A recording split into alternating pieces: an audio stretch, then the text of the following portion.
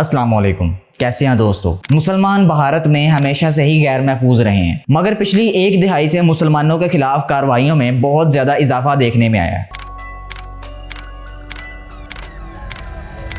ऐसी खबरें हमें सिर्फ इंडिया से ही मुसलमानों के खिलाफ सुनने को क्यों मिलती हैं? और जब वहाँ के अपोजिशन पार्टी के लीडर राहुल गांधी मुसलमानों की सपोर्ट में बोलते हैं और रसूलुल्लाह सल्लल्लाहु अलैहि वसल्लम का हवाला देकर हदीस पेश करते हैं, तो उस वक्त मोदी सरकार का क्या रिएक्शन सामने आता है, आइए जानते हैं आज की इस वीडियो में।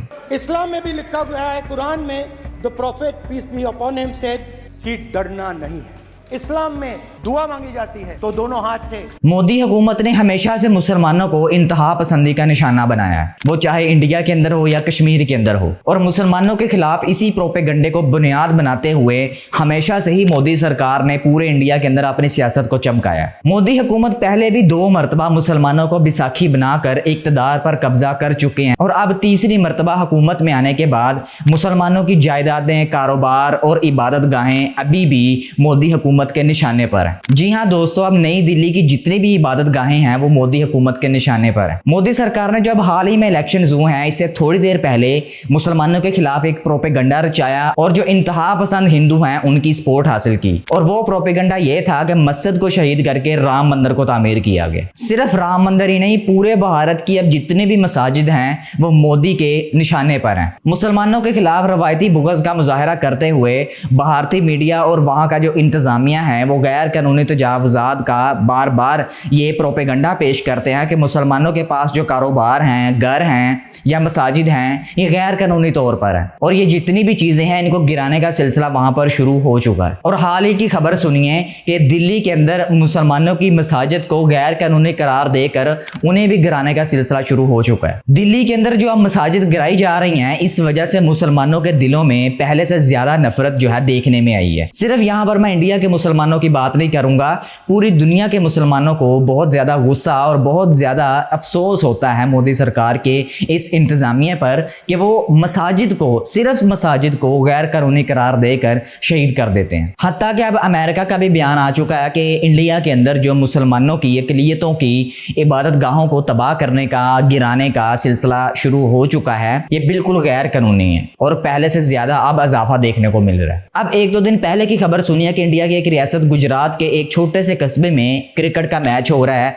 और जब वहां पर बहुत ज्यादा हजूम इकट्ठा होता है तो वहां के 2 मुसलमानों को शहीद कर दिया जाता है, मार दिया जाता है। डंडों से मारा जाता है, लातों से मारा जाता है और मुक्कों से मारा जाता है। और यह भी सुनने में आ रहा है कि उन 2 मरने वालों के लवाहकीन ने जब रिपोर्ट दर्ज करवाना चाहिए तो किसी भी पुलिस स्टेशन ने उनकी दरख्वास्त को, उनकी रिपोर्ट को दर्ज ही नहीं किया। तो यही मोदी सरकार का असली चेहरा, जब मोदी सरकार को ही राहुल गांधी दिखाने की कोशिश करता है तो वो सबसे बुरा लीडर बन जाता है इनकी नजर में। अब कल की बात है कि राहुल गांधी ने पार्लियामेंट में खड़े होकर कुरान पाक का हवाला दिया, रसूलुल्लाह सल्लल्लाहु अलैहि वसल्लम की हदीस पेश की और साथ साथ दुरूद पाक भी भेजा। राहुल गांधी ने अपनी तकरीर के दौरान कहा कि दुनिया की तमाम अजीम हस्तियों ने, जिसके अंदर रसूलुल्लाह सल्लल्लाहु अलैहि वसल्लम भी शामिल हैं, उन्होंने यही कहा है कि तशद्दुद को दुनिया से खत्म करो, खौफ को खत्म करो और अमन की बात करो। ना किसी से डरना है और ना किसी को डराना है। राहुल गांधी ने बीजेपी पार्टी को निशाना बनाते हुए ये कहा कि आप लोग मुझे हिंदू लगते ही नहीं हो। इन्होंने इंतहा पसंद पार्टियों को बहुत ज्यादा तनकीद का निशाना बनाते हुए कहा कि बीजेपी पार्टी के रहनुमा नफरत, खौफ और तशद्दुद फैलाने के सिवा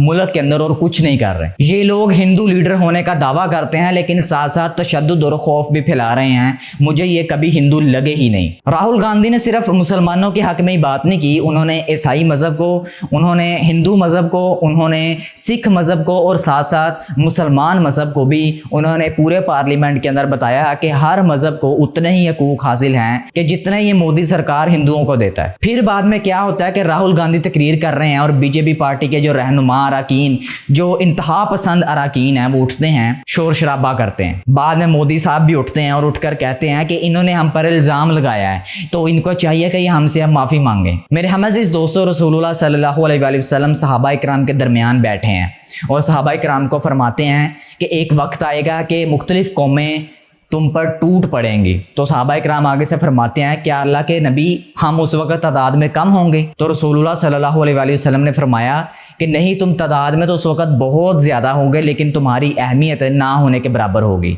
क्योंकि तुम्हारे दिलों में वहन आ जाएगा। सहाबा इकराम फरमाते हैं, अल्लाह के नबी ये वहन क्या चीज़ है? अल्लाह के नबी ने फरमाया कि वहन होती है दुनिया से मोहब्बत और मौत से नफ़रत। तो क्या आज मुसलमानों, मैं तुमसे सवाल करता हूँ, क्या हमारे अंदर दुनिया की मोहब्बत नहीं आ गई? और क्या मौत से हमें नफ़रत नहीं है? जब मौत से नफ़रत होने लगेगी तो फिर मुख्तलिफ कौमें हम पर तशद्दुद ही करेंगी। आज जो पाकिस्तान के हालात हैं, सऊदी अरब के हालात हैं, इंडिया में रहने वाले मुसलमानों के हालात हैं, वो इस हदीस को सच्चा साबित कर रहे हैं। और सबसे बढ़कर जो फ़लस्तीन के हालात हैं। मेरे हम अज़ीज़ दोस्तों, जब हम अल्लाह का कानून छोड़ेंगे, कुरान पाक का कानून छोड़ेंगे, तो हिंदू जैसी इंतहा पसंद पार्टियाँ, मोदी सरकार जैसी हम पर मुसल्लत की जाएंगी। इसराइल जैसा मुल्क हम पर मुसल्लत किया जाएगा। जब हम दुनिया से मोहब्बत करेंगे और मौत से नफरत करेंगे तो फिर कुफार हमारे ऊपर चढ़ेगा। आपका क्या ख्याल है इन तमाम बातों के बारे में? अपनी राय का इजहार कमेंट सेक्शन में मुझे ज़रूर बताइएगा। उम्मीद करता हूँ कि वीडियो पसंद आई होगी। वीडियो को लाइक और चैनल को सब्सक्राइब करना मत भूलिएगा। अपना और अपने प्यारों का ख्याल रखिएगा और दुआओं में याद रखिएगा। अल्लाह हाफिज़।